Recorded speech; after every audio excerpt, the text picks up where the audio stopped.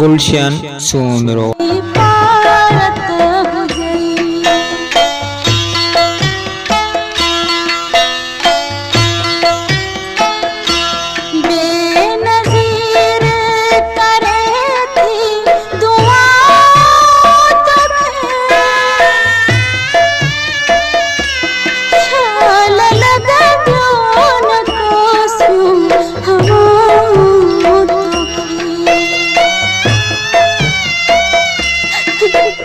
सखना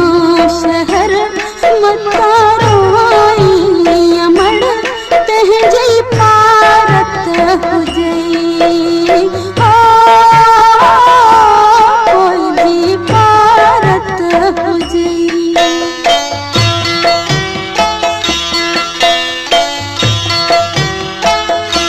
मुखे नाले खुदा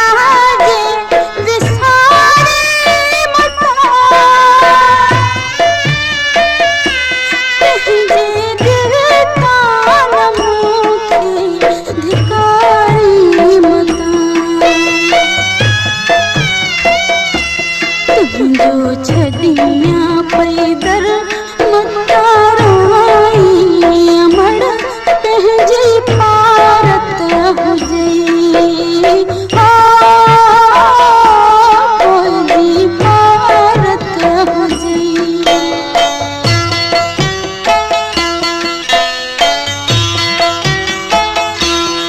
मुखे हजती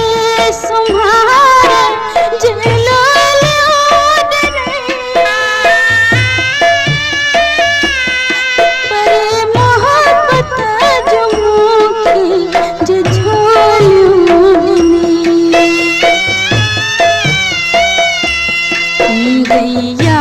धर हर मतारो अमड़ तहजी पारत हो जई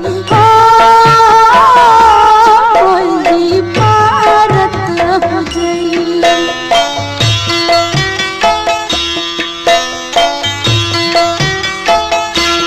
कौन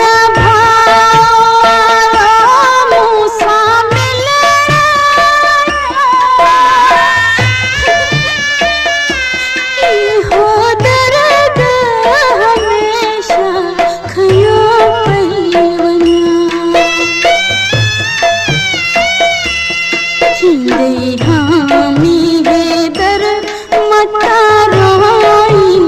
अमड़ तहजी पारत हो जई कोई पारत हो जई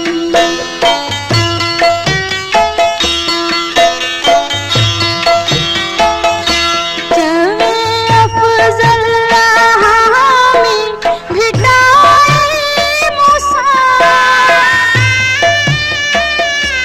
कंदो कलंदर हमेशा भलाई मुसा मुखे दाऊं पैकर मतारो अमड़ तहजी पारत हो जई कोई पारत हो जई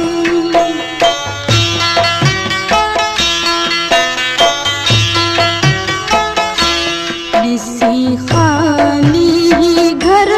मतारो अमड़ तहजी पारत हो जई कोई पारत हो जई